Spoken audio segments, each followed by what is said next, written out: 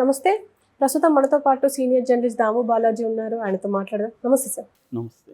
Sir, CSDS అనే Lokniti survey ఏ కులం వారు ఎంత ఓటేశారు అని చెప్పేసి ఏపీలో సర్వే చేసింది అని చెప్పేసి అంటున్నారు. ఇది ఎలా ఉంది సార్ వివరాలు? సిఎస్డిఎస్ అంటే centre for the study of developing societies.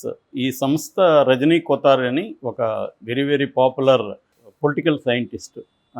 ఆయన ఈ దేశంలో కులం ఎలా మారుతూ వస్తుంది, ప్రజెంట్ కులం పాత్ర ఏంటి, దీని మీద ఆయన ఎక్కువ స్టడీస్ చేశాడు, పుస్తకాలు రాశారు. ఆయన 1963లో దీన్ని స్థాపించారు, సిఎస్డిఎస్ అని. సో ఈ సంస్థ లోక్నీతి అనే ఒక ప్రోగ్రామ్ని స్టార్ట్ చేసింది. ఆ లోక్నీతి ప్రోగ్రామ్ ఏంటంటే pre poll studies, post poll studies చేస్తారు. అంటే ఎన్నికల ముందు, ఎన్నికల తర్వాత. ఎన్నికల్లో ప్రధానంగా డిసైడింగ్ ఫ్యాక్టర్స్ ఏంటి, ఏ కులాలు ఎవరికి ఓట్లేసాయి, అట్లాగే క్లాస్ సైడ్ అంటే పూర్ ఎవరికేసాయి, మిడిల్ క్లాస్ ఎవరికేసాయి, రిచ్ ఎవరికేసాయి, దీని అనాలిసిస్ విత్ డేటా వాళ్ళు సర్వే చేస్తారు. ఆ డేటాని విశ్లేషించి మనకు అందిస్తారు. అలాగా సిఎస్డిఎస్ లోకనీతి సర్వే చేసి హిందూ పేపర్తో టైఅప్ అయ్యారు వాళ్ళు. హిందూ పేపర్లు వరుసగా వస్తున్నాయి, వివిధ రాష్ట్రాల వరుసగా వాళ్ళు ప్రకటిస్తున్నారు.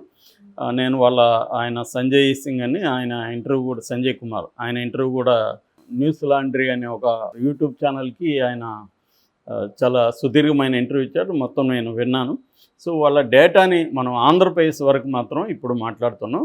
సో ఓవరాల్గా దేశంలో కూడా వాళ్ళు డేటా ఇచ్చారు. దేశంలో కూడా ఆయన ప్రధానంగా చెప్పింది ఏంటంటే రామ్ మందిర్ ఇవన్నీ పెద్దగా వర్కౌట్ అవ్వలేదు. రియల్ ఇష్యూస్ ప్రజలకు ఏవైతే ఉన్నాయో, అంటే నిత్యావసర ధరలు కావచ్చు, సామాజిక న్యాయం కావచ్చు, ఇది ప్రధానంగా పనిచేసే ఈసారి.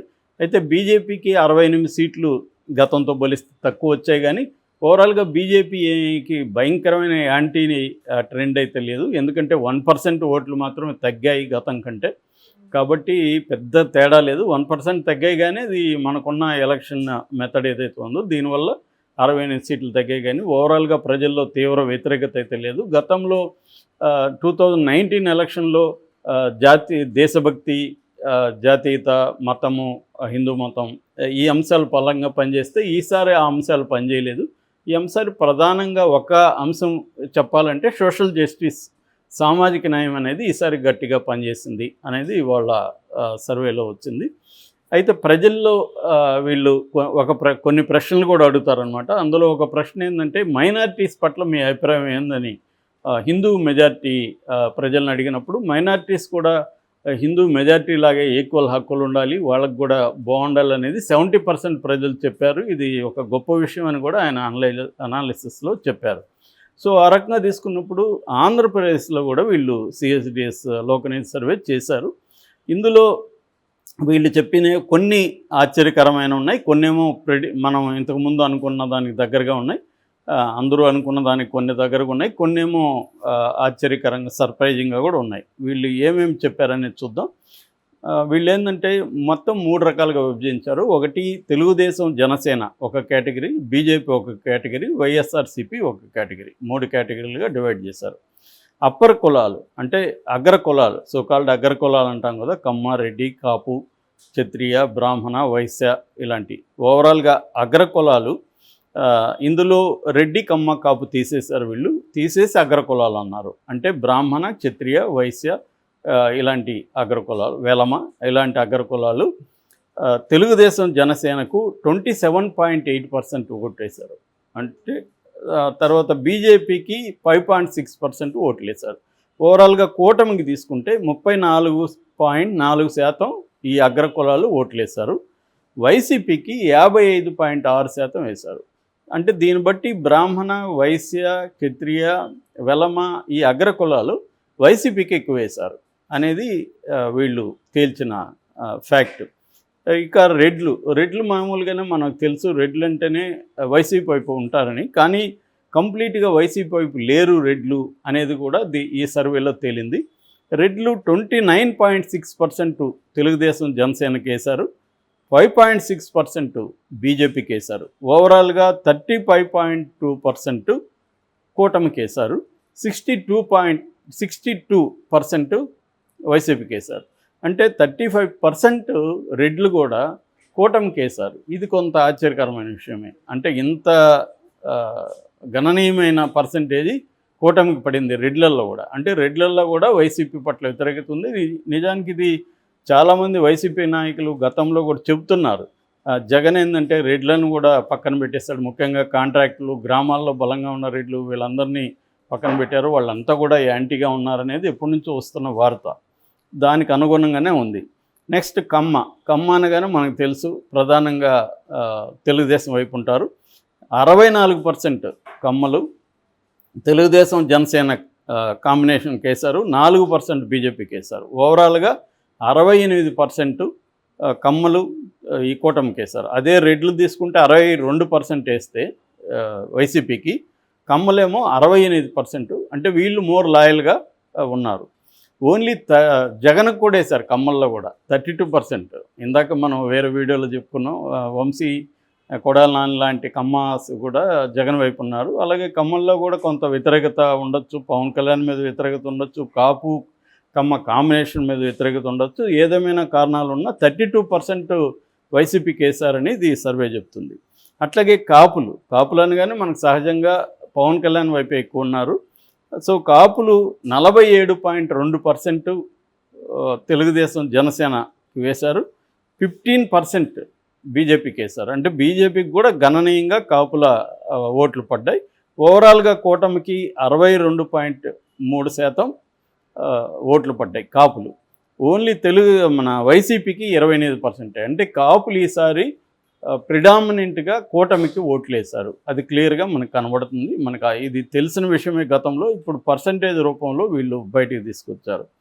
ఇక గొల్ల కోర్మ, మామూలుగా బీసీల్లో మనకి యాదవులు సంఖ్య పెద్దది. అందుకని జగన్ కూడా సామాజిక సమీకరణాల్లో యాదవులకి పెద్ద పెట్టేశాడు, కానీ అది వర్కౌట్ అవ్వలేదు. సో యాదవులు కొర్మ అంటే గొల్ల కొర్మ అనేది కాంబినేషన్లో వీళ్ళు చెప్పారు.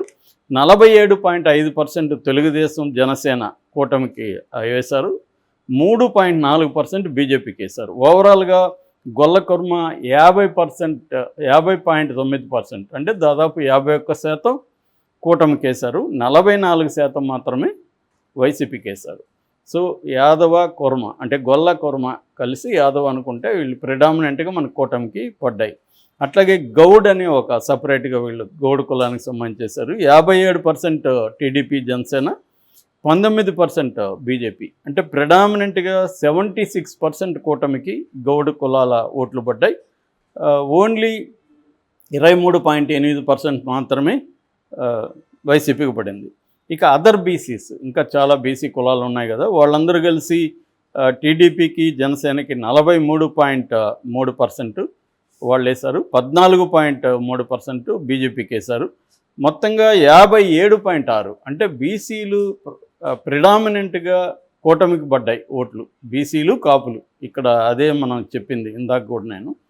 సో మొత్తంగా బీసీలలో 35.7% మాత్రమే వైసీపీ పడ్డాయి. నిజానికి జగన్ బీసీలకు పెద్దపీట వేశాడు, బీసీల అనేక చోట్ల సీట్లు ఇచ్చాడు, నా బీసీలు, నా ఎస్సీలు, నా మైనార్టీలు ఇలాగా మాట్లాడేవాడు. అయినా కూడా బీసీలు ఈసారి కూటమి వైపే మొగ్గు చూపారు. ఇక ఈ ఎస్సీలలో ప్రధానంగా మాదిగ ఉంటారు మనకి.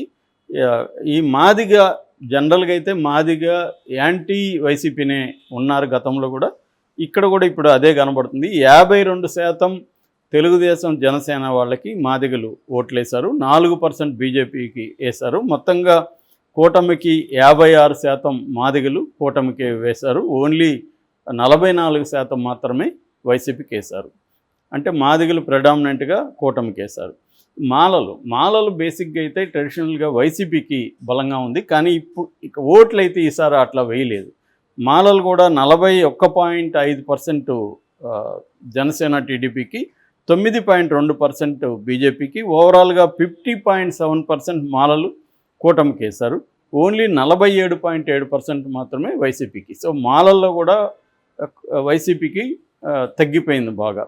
ఇక అదర్ ఎస్సీస్, ఇంకా చాలా రెల్లి ఇలాంటి వేరే ఎస్సీస్ ఉన్నారు. వాళ్ళల్లో 38.5% టీడీపీ అండ్ జనసేన, 11.5% బీజేపీ. ఓవరాల్గా 50% ఎస్సీలు కూటమికి వేశారు, 46% మాత్రమే వైసీపీ కేసు. ఓవరాల్గా ఎస్సీలలో కూడా ప్రిడామినెంట్గా మనకి కూటమికి ఓట్లు పడ్డాయి. ఇక ముస్లింలు మామూలుగానే ముస్లింలు ఈసారి బీజేపీ గెలిచింది కాబట్టి వైసీపీకి వేస్తారన్నారు. ఇంతకుముందు కూడా మైనారిటీలు వైసీపీ వైపు ఉన్నారు. కానీ ఇక్కడ ఈ చూస్తే కొద్దిగా సర్ప్రైజింగ్ ఉంది. ముస్లింలు కూడా కూటమికి బలంగానే వేశారు. 32.4% టీడీపీ జనసేనకు పడితే 4% బీజేపీకి ముస్లింలు వేశారు. అంటే బీజేపీ పట్ల కంప్లీట్గా ముస్లింలు వ్యతిరేకంగా లేరు, ఒక 4% అనుకూలంగా ఉన్నారు. ఓవరాల్గా 36.6% కూటమికి ఓట్లు వేశారు. 53.5% వైసీపీకి. ముస్లింలు అయితే ప్రిడామినెంట్గా వైసీపీకి పడ్డాయి, కానీ కొంత గణనీయమైన సంఖ్యలో కూటమికి కూడా ముస్లింలు వేశారు. దీనికి ప్రధాన కారణం చంద్రబాబు ముస్లింలకి హామీలు ఇవ్వడం, లోకేష్ చంద్రబాబులు పదే పదే వాళ్ళతో సమావేశం అవ్వడం, ఇవన్నీ కూడా చంద్రబాబు చేసిన ఈ ప్రయత్నాలు ఏవైతే ఉన్నాయో అది కొంత వర్కౌట్ అయినట్టుగా మనకు అర్థమవుతుంది. ఇక క్రిస్టియన్స్ అంటేనే మనకి జగన్ వైపు ఉంటారనుకుంటాము, కానీ ఇక్కడ క్రిస్టియన్స్లో కూడా ఎక్కువ భాగం ఇటు కూటమికి కూడా వేశారు. 32.4% క్రిస్టియన్స్ తెలుగుదేశం జనసేన కూటమికి వేశారు. ఓన్లీ 3% మాత్రం బీజేపీకి పడింది. ఓవరాల్గా 37% కూటమికి క్రిస్టియన్స్ వేస్తే 55% జగన్కి పడ్డాయి. అంటే ఈ రకంగా క్రిస్టియన్లలో కూడా కూటమికి మంచి ఓట్లు వచ్చాయి. ఇక అదర్స్ తీసుకుంటే ఓవరాల్గా కూటమికి 63% కూటమికి పడితే 25% వైసీపీకి పడ్డాయి. ఇక మనం ఓవరాల్గా దీన్ని మనం సమప్ చేస్తే మోర్ దాన్ 60% గౌడ, కాపు, కమ్మ ఓట్లు కూటమికి పడ్డాయి. బీసీలు, మాదిగా, మాలలు కలిపి ఒక 50% పైన కూటమికి పడ్డాయి. క్రిస్టియన్స్, ముస్లిమ్స్, రెడ్డిస్ కలిపితే ఒక 30% పైన కూటమికి పడ్డాయి. సో ఈ సెక్షన్లు. ఇక వైసీపీకి పడింది రెడ్డి అండ్ మైనారిటీలు 50% పైన, మాలలు, ఇతర ఎస్సీలు, యాదవాలు, మాదిగలు వీళ్ళు కలిపితే 40% పైన, అదర్ బీసీస్ 30% పైన, కాపులు, ఎస్టీలు, గౌడ్లు 20% పైన. ఓవరాల్గా బీసీలు, ఎస్సీలు, కాపులు వీళ్ళు కూటమికి ఎక్కువగా వేసినట్టుగా తెలుస్తుంది. ఇక క్లాస్ తీసుకుంటే 10 మందిలో 9 పేదవాళ్ళు, 10 మంది పేదవాళ్ళు ఉంటే అందులో 9 కూటమికి వేశారు. అంటే పేదల ఓట్లు కొంత వైసీపీకి ఎక్కువ పడ్డాయి. Lower middle class and middle class 10 మందిలో 5 మంది కూటమికి వేశారు. అంటే 50% పైన కూటమికి వేశారు. రిచ్లో 60% కూటమికి వేశారు. ఓన్లీ 40% మాత్రమే వైసీపీకి వేశారు. ఇక ఏజ్ గ్రూప్ తీసుకుంటే బిలో 25 ఇయర్స్ ఉన్న యంగ్ బ్యాచ్ 50% పైన కూటమికి వేశారు. 26 నుంచి 35% వాళ్ళు, 2/3 వాళ్ళు ఇది బలంగా కూటమికి పడ్డాయి. తర్వాత అంతకంటే 36 నుంచి 100 లోపల వాళ్ళేమో ఒక 150 మంది కూటమికే వేశారు. మెన్ ఎక్కువ కూటమికి వేస్తే ఉమెన్ ఎక్కువ వైసీపీకి వేశారు. సో ఇది ఓవరాల్గా అంటే ఇది కూడా సోషల్ ఈ కాంబినేషన్ ఏదైతే ఉందో కాపు, బీసీ, ఈ ఎస్సీ కాంబినేషన్ ఇది కూటమికి వర్కౌట్ అయింది, వైసీపీకి వర్కౌట్ అవ్వలేదనేది లోక్నీతి CSDS వాళ్ళు తేల్చిన survey. Okay sir, thank you.